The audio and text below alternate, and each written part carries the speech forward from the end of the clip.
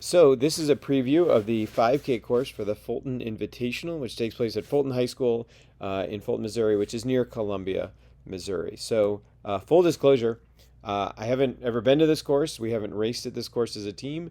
So everything that I'm saying about this course is based on maps that are online and the Strava route that I put together that we'll see in just a second. So first, let's just take an overview of the course. The first mile is in yellow. You can see it winds around the Fulton High School campus. It's a two-loop course, so what we're seeing here, we're going to run through again in the end. So there's the first mile, the top left, and then we switch to the second mile. It's going to kind of go across the top of the map, and here's where we rejoin the original course. We're going to hit 2 miles right here at this hairpin turn, and now heading out on the third mile. There's the 4K mark up there above the swimming pool. And the finish is interesting. When we get back to the track, we're going to make a right turn, and the last 100 meters is the straightaway of the high school track there. So that's a sort of new kind of finish for us. So let's take a look at the Strava map of this course. So first thing about Strava maps, don't panic when you see that elevation profile there at the bottom. It looks jagged and mountainous, but Strava just scales the elevation map to fit that window right there. So it makes it as big as it needs to be to fit that space. What you have to look at is on the side, this scale, it ranges from 820 feet to 850 feet. So we're really looking only at a 30-foot elevation range in here. It just looks that way because they compressed this 3-mile course into this window. But it can give us an idea of where there's uphills and downhills. So you can kind of see the dot there. It'll track across the course as I move across the elevation map. So relatively level. This would be like 5-foot ups and downs in that part. And now as we leave the baseball field, we're heading downhill. And then when we hit the road, we're going gradually uphill as we follow that road.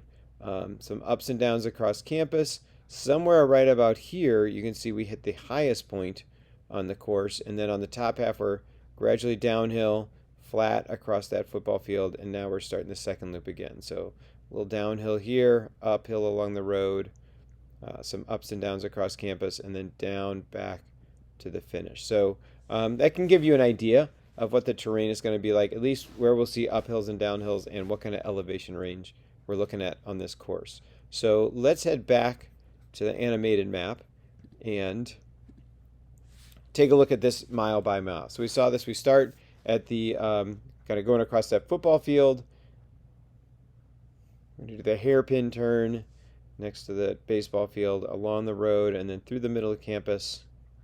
And we're going to hit 1 mile right there. 1 kilometer is down here at the bottom on the road, and then 1 mile is up here by this parking lot. So a couple of things to note on this part of the course. One is, we've seen this before. People fit courses in as best they can. So we have a nice wide finish line. We're running across the football field. After that gradual right turn, it's going to get pretty compressed right there, about 150 meters out from the start. We got trees on one side. It looks like some rough terrain on the other side. So we need to get in good position as we head out. We saw some people do a really good job with that at Stan Nelson. And so I think we're going to see that again.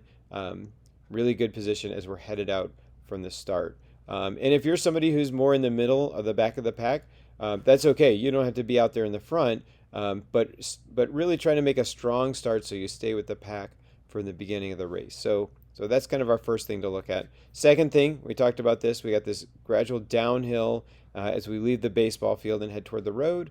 And then it's an uphill as we move along the road, and then maybe some ups and downs as we go across campus. But we do end up at the highest point here in the upper left. And then one other place on this first mile, this hairpin turn. That's kind of an interesting part to the course. A really tight turn like that gives you an opportunity to sort of survey the race without looking behind you. So after you make that turn, you get a chance to see what does it look like, people behind you, where are your teammates, and you're coming into the turn, you get a look ahead at the race so you can see where your teammates are there. So it really kind of gives you a chance to survey the race without having to look around too much. So take advantage of that as we go through that hairpin turn right there. Now we're going to leave the first mile and head into the second mile. Again, this is the highest point of the course. So as we go across the top of the map, we're headed downhill And now we're going to head out into that second loop again. So you'll have seen this before. Right here is the 2K mark there as we headed probably at the top of the hill there, the highest point in the course. And then the 3K right there. And then the 2 mile is right here, right before we make that hairpin turns. And these are all estimates, pretty good estimates, I hope, but that might not be exactly where all of these marks will end up when we see the course. But again, we're back on that hairpin turn. Anytime we have these courses where we're going back through that loop again, the first time gives you a chance to sort of pay attention, think about some spots, sort of plan out your second loop through while you're on the first loop, so you know what you're going to take advantage of as you go through again. Look for some landmarks and stuff like that. And again, as I said, this green arrow sort of represents we're at the highest point in the campus up here, so we're going to be heading gradually downhill as we go across the top part of the course. There we go. And so then we'll start our 3rd mile, gradual uphill on the road through the middle of campus, and then we're at the highest point in campus here. We're going to loop back, and this is where we'll see that right turn and end on the track straight away. So couple of things to note here.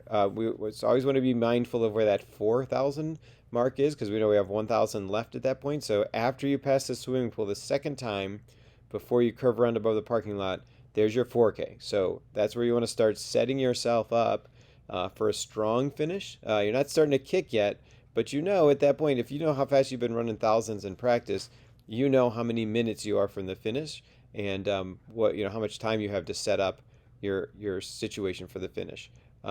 Again, it's a downhill finish, a downhill and then a flat track finish, which is going to be an interesting fast finish right there. So be ready for a kick on that one, but take advantage of that downhill, because right here when we kind of line up with the parking lot on the way back in, we're 400 meters. That's one lap around the track.